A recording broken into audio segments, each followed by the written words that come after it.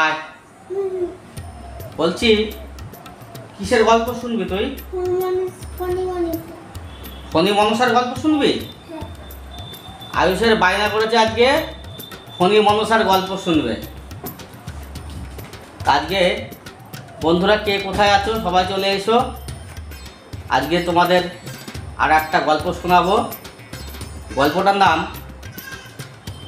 বনের পরী আর হচ্ছে ফণি মনসা। বুঝলে? বনের পরী আর হচ্ছে ফণি মনসা। মানে একটা বনের মধ্যে ফণি মনসার কাটালা গাছ হয়েছে। কাটা গাছ হয়, সেই ফণি মনসা, সেই ফণি মনসার গাছ হয়েছে। আর সেই ফণি মনসার গাছ আর একটা পরী থাকে ওই বনে। ওই পরী আর হচ্ছে ফণি মনসার সেই গল্পটা হবে আজকে।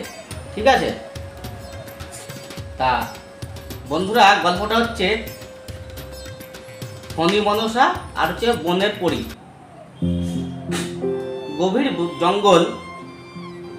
গভীর জঙ্গলের মধ্যে কাটাওয়ালা একটা ফণি মনসার গাছ হয়েছে।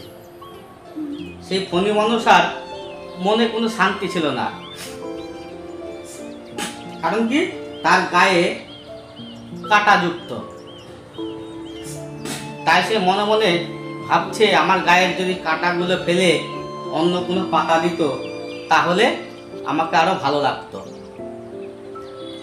এই বলে ফণি মনসা কাঁদতে শুরু করলো। দিয়ে সেইখান দিয়ে, সেই পাশ দিয়ে একটা পরী উড়ে যাচ্ছে, এরকম ডানা মেলে সাদা পরী উড়ে যাচ্ছে। দিয়ে সেই ফণি মনসার কান্না শুনে সেই পরী ওখানে দাঁড়িয়ে গেল। দাঁড়িয়ে গিয়ে বলল, কি হয়েছে ফণি, তোমার কি এত কাঁদছো কেন?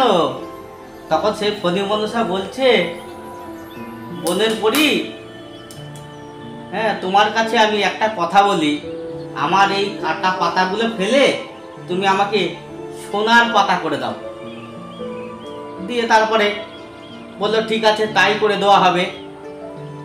দিয়ে পরী উড়ে যেতেই তার গায়ে ঝলমল করে সোনার পাতা হয়ে গেল। বুঝলে? সোনার পাতা হয়ে গেল। দিয়ে সোনার পাতা হওয়ার পরে তার ড্যামাক হয়ে গেছে খুব।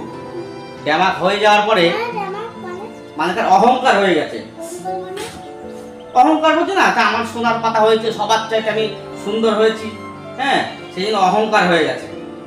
দিয়ে একদিন সেই পথ দিয়ে ডাকাত আসছিল। আরে রে রে রে রে করতে করতে সে ডাকাতের দলটা এসছে। আর সেই সোনার পাতা যেই দেখেছে, অমনি তারা কি করেছে জানো? সব সোনার পাতাগুলো ছিঁড়ে বস্তায় ভরে নিয়ে চলে গেল। আবার সেই ফণি মনসা কাঁদতে শুরু করলে, হ্যাঁ করে কাঁদতে শুরু করলো। কাঁদতে কাঁদতে আবার সেই বনি এরকম করে ডানা মেলে মেলে উঠতে উঠতে আবার এলো।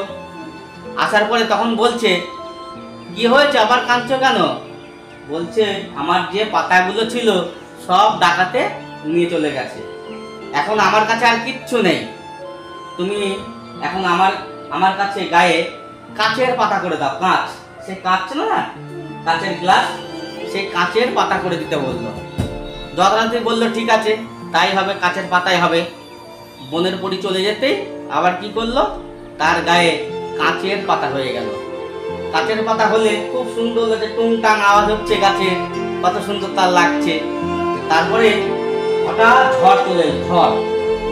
ঝড় বৃষ্টি এলো। ঝড়ের সময় কি করলো, সেই পাতার কাচের পাতাগুলো সব ভেঙে চুরমার হয়ে চলে গেল।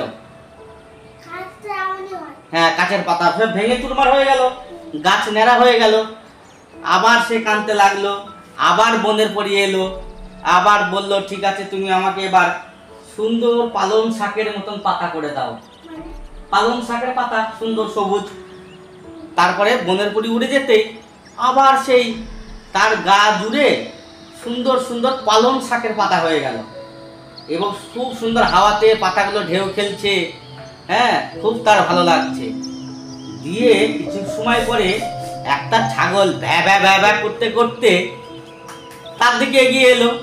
এগিয়ে এসে সব পাতাগুলো সব হামড়ে মুমড়িয়ে সব খেয়ে নিল।